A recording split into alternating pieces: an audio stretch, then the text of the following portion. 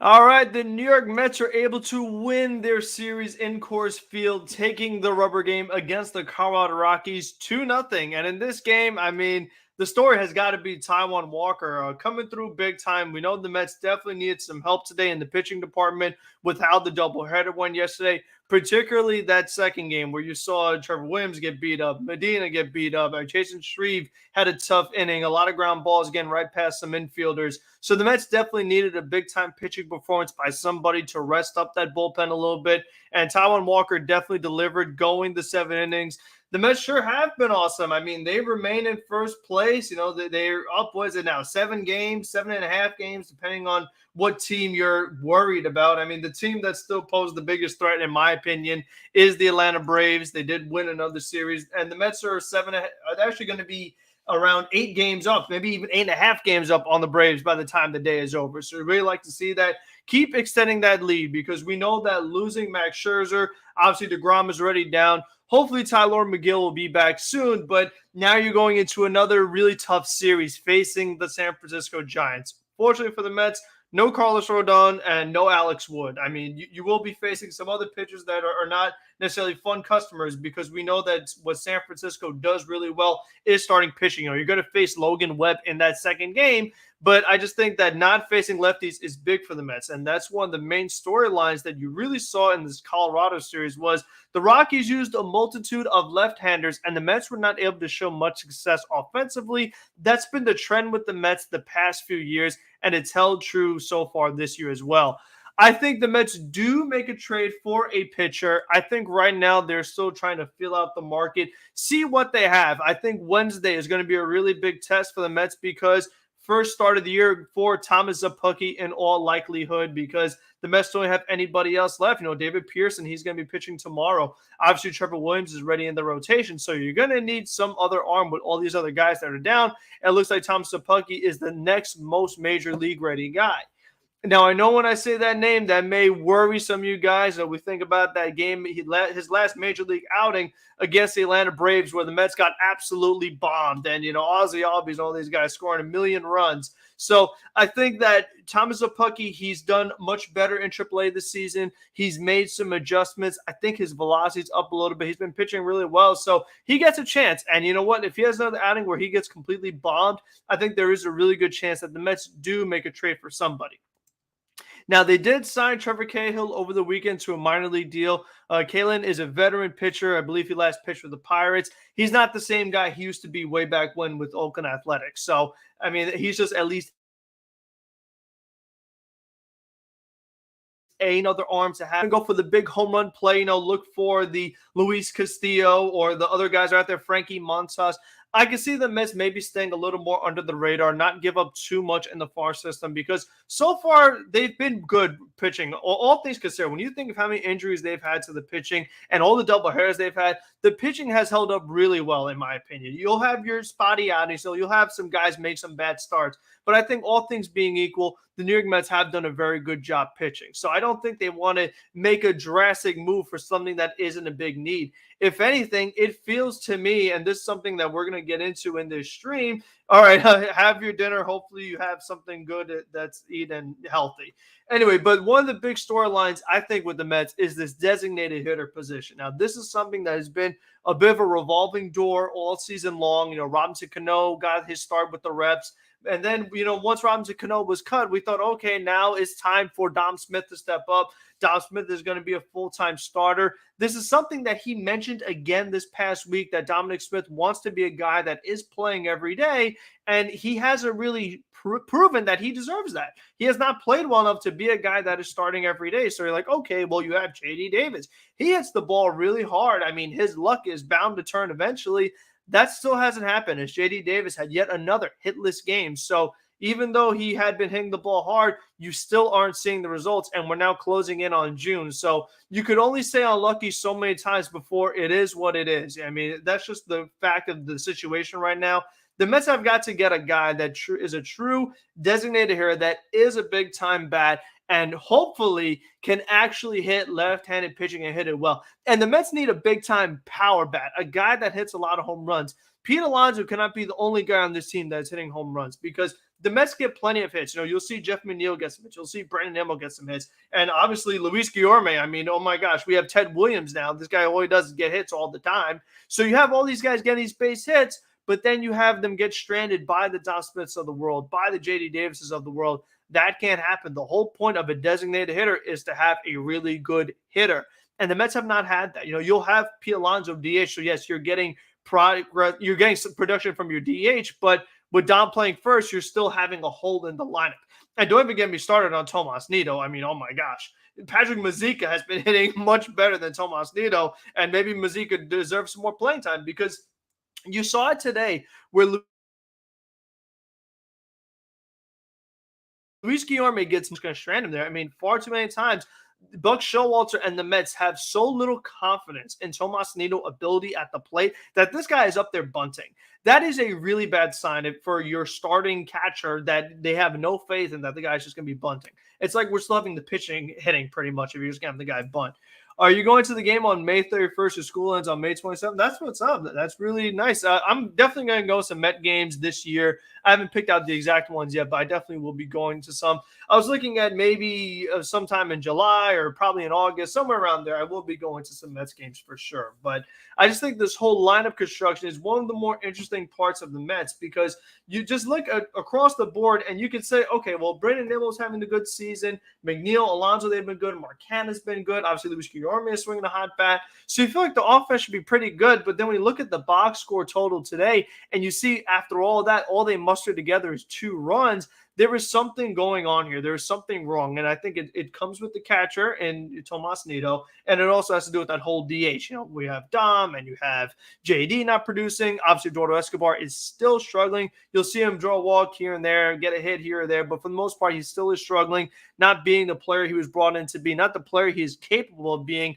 not the player that he was in the beginning of the season where he got off to a really hot start, drawing a lot of walks, was allowing the pitchers to, get him in more hitter-friendly counts where he was able to do some damage. That hasn't happened. And the other guy, Travis Jankowski, I mean, he made the start today because, Starling Marte is a veteran player. He played both games of the doubleheader yesterday. You're not going to overwork this guy after he just got back after being away for a few days with the passing of his grandmother. So you have Travis Jankowski as one of your extra outfielders because sometimes it's Jeff McNeil, but in this case it's Jankowski. And it's been a while since this guy's got a hit. And it feels like anytime Jankowski even gets a hit is an infield single. So the Mets have got to figure out there still are a little too many holes in this lineup for my liking.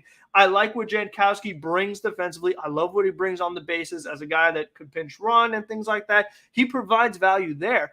But as far as hitting, there definitely is a big problem. The biggest problem on this team, and I've been saying it seems like for weeks now, but it's Dominic Smith and J.D. Davis. I mean, these two guys are on this roster specifically to hit. They're not here for defense. They're not here for speed. They're here to hit. And neither one of them have got the job done.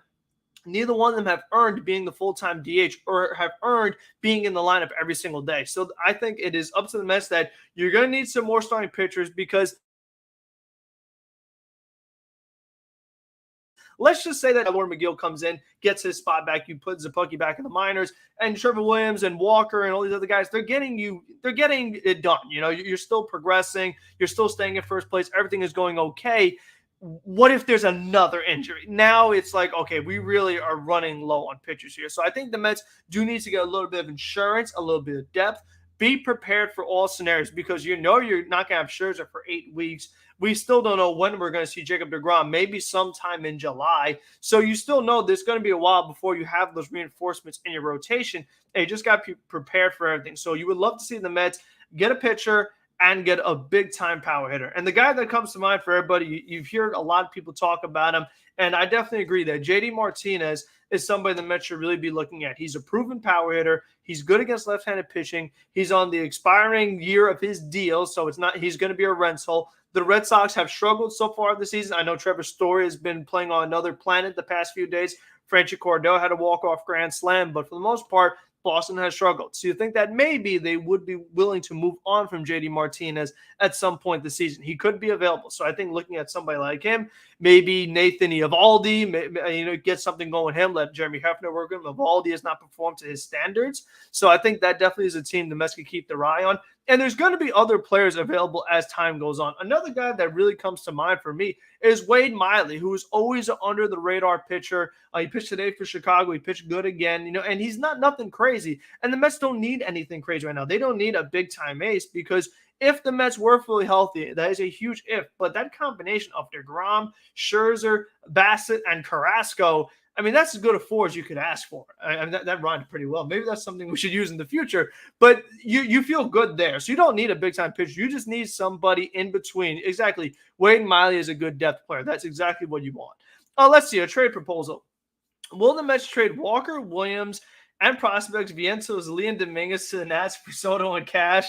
I mean, I hope so. I would love to get Juan Soto. I mean, listen, if Juan Soto is looking for a contract, I imagine in the $400 to $500 million range.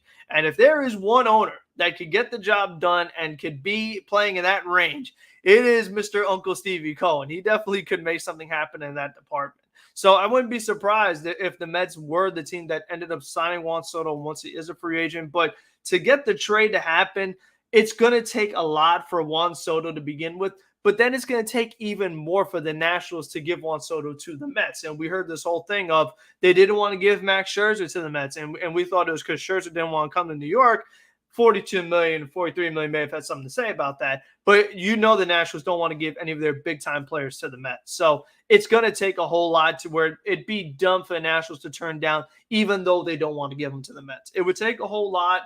I mean, listen, I would love to get him. He's one of the best players in all of baseball. I think when it's all said and done, within the next 5 to 10 years, he might be the best pure hitter out there with just how good he is at the plate, with his discipline and his eye, and just being able to know what pitches to swing at, what pitches to not swing at. He's in a bit of a slump right now, but, I mean, that happens to all players. He has absolutely no protection in that lineup. I mean, there was a point, what was it? Juan Soto had 5 home runs and only 7 RBIs. I mean, nobody's getting on in front of him. So you love to get him, but I mean, as of right now, I think that still is in the pipe dream scenario. I think that's not too realistic right now as to what the Mets could do right now. But I mean, obviously, it's something to definitely keep an eye on it, because you feel like the Nationals are going to have to move on from him at some point. They're not going to give him the contract that he's worth, and they're not going to be competing either. So I think all that is really interesting. But it was just really good to see Taijuan Walker have that bounce back outing today after, he had a little bit of a rough outing against the Cardinals, 5 innings, 3 runs. He battled out of a lot of jams. But in this game, what I liked about Taijuan Walker was that he was able to get ahead, and splitter was really good. He was putting his fastball in corners, up and away, down and away, just to get it for strikes and getting ahead in the count, so that he was able to use those other pitches, particularly that splitter, which has been his best pitch all year. And Taijuan Walker has good career numbers in Coors Field. With the way that altitude is, it complements his stuff really well. And he was able to get a lot of ground ball outs, and that was huge, because with Coors Field and that altitude, keeping the ball on the ground is the key to beating Colorado. And this is only the second time in the Mets franchise history that they have shut out the Colorado Rockies, a team that's averaging 6.5 runs per game at home. I mean, this is a team that when they're at home, these guys, the Connor Joes and CJ Crones, Ryan McMahon, all these guys, I mean, their whole lineup could make a lot of things happen when they're in Coors Field. So for Taijuan Walker to have this big outing was absolutely huge for the Mets. Adam Ottavino was a little shaky. Julio Rodriguez helped him get out of it. And Edwin Diaz, once again, made it look easy in the 9th inning. Edwin Diaz has been a huge storyline for the Mets this season. He's been money in the bank, I mean, all year long. He's had maybe a couple of bad outings here or there, a home run here or there. But for the most part, you feel really confident Edwin Diaz in the back end of that bullpen. And again, that's absolutely huge, because, I mean, right now, if the Mets could just keep doing what they're doing, try to win as many series as you can. And what I love about this team is every single time the Mets, well, not every single time, but almost every single time the Mets lose, they win that very next game. So they're not having any of those extended losing streaks that we saw last year, which is really helping them maintain that ground in the division. Because let's say the Mets are up 7 games and then they lose a game and now it's down to 6. Well, the Mets just win the next game and it's back up to 7. They're not letting these other teams like the Braves, Marlins, or Phillies get any closer in the division. So the fact the Mets have been so good with bouncing back, I mean, if a team scores a run, then the Mets score a run, the very next half inning a lot of times. So they have just shown such a the 9th inning, whether it was St. Louis, Philadelphia. They almost had one against Seattle last week. So I really like what I've seen so far. What's up, man? Guillorme, wow, best defense plays. I mean, Luis Guillorme was absolutely massive at third base. He made some really, really nice plays. The one going to his left when Lindor thought he had the backhand, the sliding one on the ground with Taijuan Walker pitching. I mean, Luis Guillorme was excellent today at third base. He's a great fielder. We all know that. And we know he's up there. He's going to draw long at bats. He's going to work counts. He's going to put the ball in play, go to all fields. He's a good hitter. I mean, he's a guy that's going to get you a bunch of singles. But again, it's like, how do you construct the lineup to make the most out of Guillorme's singles where, I mean, he's not getting stranded there on base with Tomas Nido and Travis Jankowski batting right behind him. So I'm curious to see on a fully healthy team with Starling Marte in the lineup. I mean, would you consider batting Jeff McNeil and Luis Guillorme back-to-back? I know Buck and other managers don't like to bat lefties back-to-back, but I think it just comes down to constructing a lineup that's going to score the most runs, putting your good players together, not having a good hitter and two bad hitters after them. I just think the Mets are going to have to do some mixing and matching to find that true combination because it's something we've seen all season long. We have really not seen that consistent line. You know, one day Mark Canha is batting second, then it's Lindor, then it's Marte, then McNeil's batting third. Yeah, I mean, we've just seen so many different lineups that I feel like even the Mets don't know exactly what they want to do quite yet.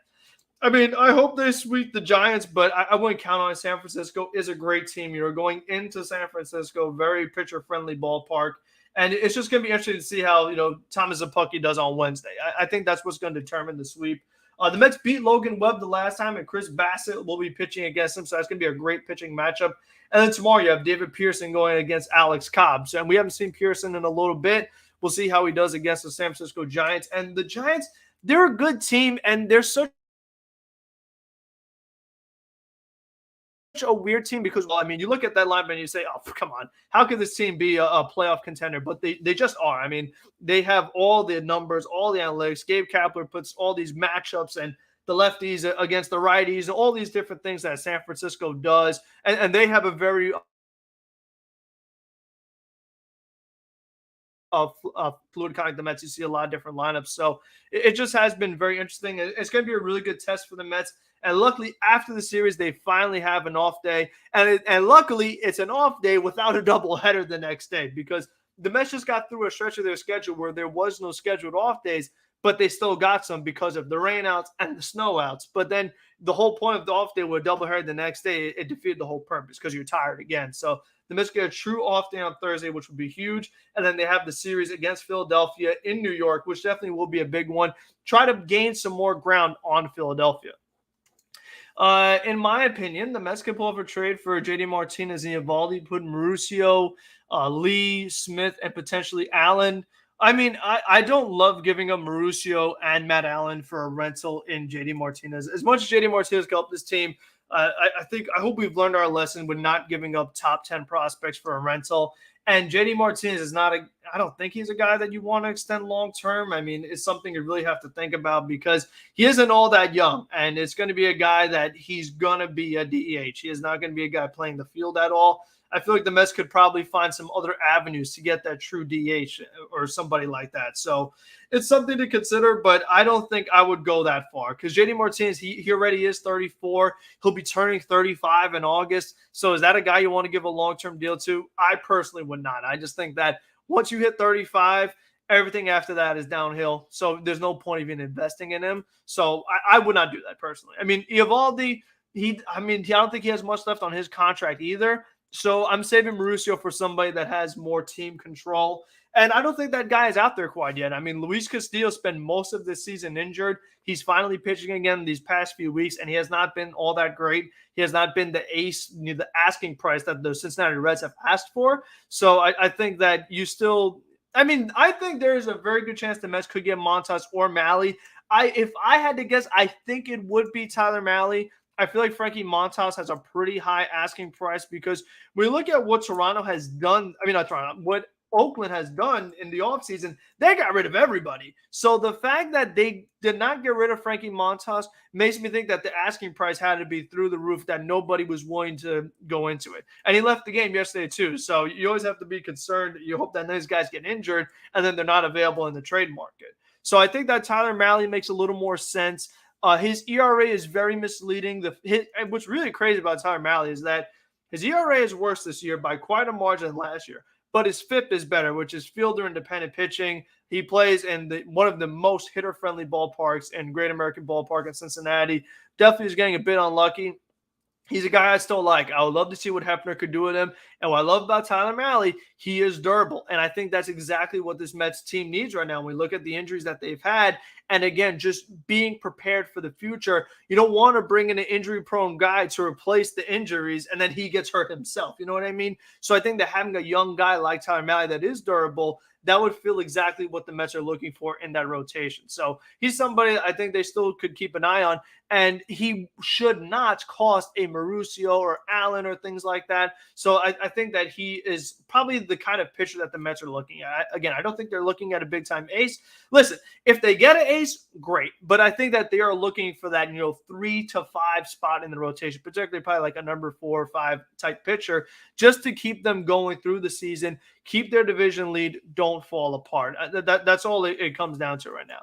Yeah, again, and he won't be in Great American Ballpark. He'll be in Citi Field where the ball does not travel. It doesn't leave the yard. So, and he'll have some pretty good defense behind him. And speaking of defense, I just got to give a shout out to Jeff McNeil.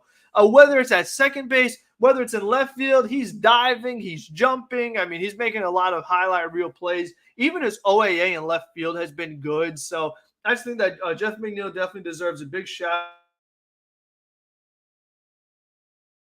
out for what he's done in this little vintage McNeil bloop double to the opposite field. I mean, we talk about his Jeff back for sure. I mean, Jeff McNeil is definitely back, and we see him looking a lot more like the old Jeff McNeil. Use that opposite field, working counts, not being pull happy, not running out of the batter's box. I mean, he's just doing all the things that Jeff McNeil did in his heyday, in his best years. And it definitely has been really refreshing to see. And Pete Alonso has been tremendous these past couple of weeks. I really love what I've been seeing. Other than that ugly strikeout against Seattle to end that game, what I love about Pete is that he's used the opposite field so much in this stretch of games where he's been hitting the ball really well. And you could see the difference when he's not fishing, when he's not chasing, when he's not over swinging. Pete Alonso could be a great hitter. I mean, period. So, and then he has the power too. That huge walk-off against Gallegos. I mean, oh my God, that was a huge walk-off that Pete Alonso hit. So that was great. Let's see. What's your thoughts on Escobar? Because he's always a good hitter, and he goes to the Mets, and he's struggling making terrible throws at third. Yeah, I think what's happened with Escobar is, I said a little earlier, he got off to a good start in April. Then he got into a slump. And it looks to me that his struggles at the plate translate to the field. And all of a sudden, and he was money at third base for the majority of the season. He was making every play, every throw.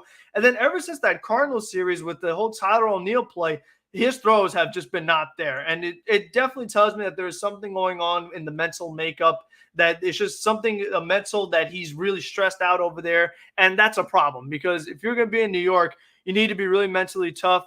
I'm not sure if Escobar has that. I mean, listen, he did a really good job when he was in Arizona. They traded him to Milwaukee. He was good there as well. There's no pressure in Arizona. There's no pressure in Milwaukee. So is Escobar a guy that could fit in New York? The jury is still out. I mean, it's only 2 months into the season, so we're not going to overreact quite yet. Because like I said, had Escobar not gotten off to that good start, I would be very worried. But I think the fact that we at least saw him have some success in a Mets uniform, it lets me know that the talent is still there. He still can be good. He just has not been good these past few. There's no excuse. So we'll see. Hot take: Guardians sell Bieber and J-Ram at the deadline. Bieber, yes. Jose Ramirez, I'm not sure. I mean, Jose Ramirez said he wants to stay, but I mean, we know that the Guardians, they trade everybody. I mean, they're very similar to Oakland. All those guys are going to be available at some time. Shane Bieber has not been his Cy Young self this year. He hasn't really been that ace, but he definitely is somebody that could still help out this team. He is better than Taijuan Walker. I am willing to admit that. And he's better than David Peterson, Thomas Pucky, Trevor Lidham. It's something to definitely keep an eye on. Jose Ramirez, obviously, he would be amazing. I mean, you don't have to worry about Eduardo Escobar anymore. You don't have to worry about J.D. Davis anymore if you had Jose Ramirez over there. And again, the Guardians will trade them at some point. Will it be the deadline? We'll see. Josh Bell, he certainly could be an option. He would probably have to be a full-time DH because he's not really going to play anywhere else with his limited defense versatility. And again, do the Washington Nationals want to trade with the New York Mets? They normally don't. I think Josh Bell will have quite a market because we know that Washington is rebuilding. They are looking to offload some players. And Josh Bell has had a really solid season. He hasn't been as pull happy as he was. He's not just only swinging for the fences. He's using the opposite field a lot more. Looking a little bit more like a batting average here than the predominant home run here that he was in the past. So he definitely is somebody to at least monitor, see an eye on his market. Bieber might cost a lot because he has control. That's the tough part. I mean, once a pitcher has any kind of control years, especially at a reasonable price, that's always the toughest asking price. I mean, that's always the ones that you see multiple top 10 prospects go. And that's the thing, that if you were to pull off some kind of trade with Shane Bieber and Jose Ramirez, Ronnie Mauricio was gone. Is Vientos gone? Maybe. You're probably looking at a couple other you're probably looking at least 2 to 3 top 10 prospects, I'm thinking. Maybe just 2 and another guy's like in the teens. So it would cost quite a bit. But, I mean, it would be a perfect fit for the Mets. You get another pitcher, you get a third baseman, and you're in really good shape. And maybe Josh Naylor. He's had a lot of big hits. He's a home run hitter. He could be available too. I think that when you look at a team like the Guardians, you look at a team like the Athletics, Cincinnati is going to be sellers. I think that eventually Arizona is probably going to be sellers. They're finally starting to fall off a little bit. They had gotten off to a good start, but now they're starting to come back to earth. I mean, the Diamondbacks, they're 1 game under 500, so they still might be trying to compete with expanded playoffs because they have some guys that are appealing to me. Dalton Varsho plays the outfield, plays catcher. Merrill Kelly hasn't been quite as good. I mean, even Madison Bumgarner hasn't been terrible. He's been better than he was last year. Zach Gallen has been another level. I mean, you want to talk about high cost, Zach Gallen would cost the moon, but he definitely would be quite a help. So I think Arizona is a team to keep an eye on. Maybe even Colorado. I mean, is Ryan McMahon going to be available? I know they just gave him the extension, but all these other rebuilding teams, you just have to see how the season progresses. And if you see a team all of a sudden really fall off the map, they could become surprise sellers. So I think that's always something to keep your eye on. And it's still a little too early. I mean, could the Mets make a trade now? Sure. I mean, that'd be great. I mean, be proactive. Get ahead of it. Don't let things get bad. I mean, don't let the division get really tight and you're like, oh my gosh, we better make a move now. Make the move now. Make your team better and just keep that division lead and just keep those teams away from you and have the big lead. J-Man is unlikely unless Steve Cohen's aggressive for him and maybe Lindor and some players. I mean, yeah, Lindor could help with the recruiting for sure. I mean, him and Jose Ramirez were buddies in Cleveland when they played together. And Cleveland will certainly sell. It's just my only concern is the asking price. I mean, we already gave Cleveland a couple of players, that wouldn't mind having back, but still, it's just going to be – a lot of teams are going to be in that market. That's the other thing to consider too, is that the Mets are not the only team that's going to be interested in Jose Ramirez and Shane Bieber. I mean, everybody could use it. Literally any team could use Shane Bieber and Jose Ramirez. Maybe not the Cardinals because they have Nolan Arenado, but still, like just about any team could use Jose Ramirez. So there's going to be a really, really big market farm system that haven't traded away a lot of top 10 prospects recently. They could beat the offers that the Mets would have for Jose Ramirez, which would make it a lot tougher to do. Yeah, it's actually make the move now before going into June because it doesn't get easier. You know, the June schedule is very tough where the Mets and this California trip, it's going to be a really big test for them. You know, starting June 2nd when they face the Dodgers, go right into the Padres and the Angels. Then you come home for the Brewers and you face the Marlins for the first time. I cannot believe that, you know what, the Mets, they're going to play they haven't played the Marlins yet. But once they do, they're going to play them so much. I mean, the fact that the first time we're seeing the Marlins is June 17th and they're in our division is absolutely crazy. But you're going to face the Marlins, facing the Astros, and then the Marlins again, and the Astros again. So that the whole June is going to be a really difficult test for them. So that's why it would be nice to make the move now so you're prepared for that tough stretch. So, again, you don't let the other teams get close. Don't make it competitive. Keep the lead. 28-15, but who cares? He's Lindor making that out today. What a fraud. I know, right? He's not allowed to get out. I mean, the guy needs to get on base every time. He needs to we're driving all the runs, make all the plays on defense. But all in all, I mean, at least Lindor, he got on base a couple of times today, 2 hits, one of them being an RBI, driving in a run. That's what you pay him for. And I just think when it comes to Francisco Lindor, I don't think we're ever going to see a 300 average. Will we see 280 batting average? I mean, I hope so. But I think that he is what he is at this point. Like, he's going to get on base. He'll draw his walks. He'll get some hits here or there. But I just don't think that he's ever going to turn to the hitter that everybody wants him to be for the contract. He does more than just the hitting. It's about, the speed that he has on the bases, the fielding. And I tweeted this, but Lindor's throwing has gotten so much better. They've talked about a lot in the broadcast, but it's worth bringing up because there were far too many times at the beginning of the season where Lindor was throwing it right at Pete Alonso's cleats. I mean, he was throwing so many bouncers to Alonso, and Alonso had to make a lot of tough plays to catch Lindor's throws. But he's changed his feet work a little bit. He's throwing over the top, and those throws have been much better, and that's been huge. I mean, yeah, J Ram, he's just crazy right now with his hitting. He's on another level. The Mets will take that contract. I mean, yeah, of course. I mean, we've learned that even though Francisco Lindor didn't have a good year, it didn't matter. They still went and paid, a record for Max Scherzer. And even though they had Robinson Cano, didn't mean anything. They got rid of him. So money is not a problem. We definitely are aware of that. Do not worry, warm weather come, ball go boom. That's the hope. I mean, that's the hope for Lindor. That's the hope for Escobar. That's the hope for a lot of these guys because, like I said earlier, Pete Alonso was the only guy hitting home runs on this team. As the Yankees lose today to the Chicago White Sox, oh no, what happened, Yankees? Johnny Cueto, 6 scoreless innings? What? That old man could still pitch. Oh my goodness. See, guys, can never doubt age. Old people can still get the job done. Don't let the nerds tell you otherwise. So good job, Johnny Cueto. But, I mean, again, those were the things I wanted to talk about, just this whole lineup. I mean, I'm not complaining. Let's get this straight. I am not complaining, but I think that this lineup could be a little better, particularly against lefties. There are some things I worry about. Like I said, JD and Dom, Jankowski, Tomas Nido, the team hitting against lefties. I think these are all things that still need to be sorted out. If the Mets actually want to go, dare I say, all the way or really solidify themselves as a true postseason team, these things got to get corrected. If we see a big bat like J-Ram Soto or someone else, it will scare the pitchers. Oh, yeah, for sure. I mean, it definitely will provide protection. If you get the hitter of a Jose Ramirez, Juan Soto caliber, it helps the guy batting in front of him and it helps the guy batting behind him. It's all about having protection. And we want Pete Alonso to have that protection, but like I said, it's been a revolving door. I mean, some days Escobar is batting after him. Some days it's Marcano. Some days it's J.D. Davis. Some days it's Dominic Smith. So that's the other thing.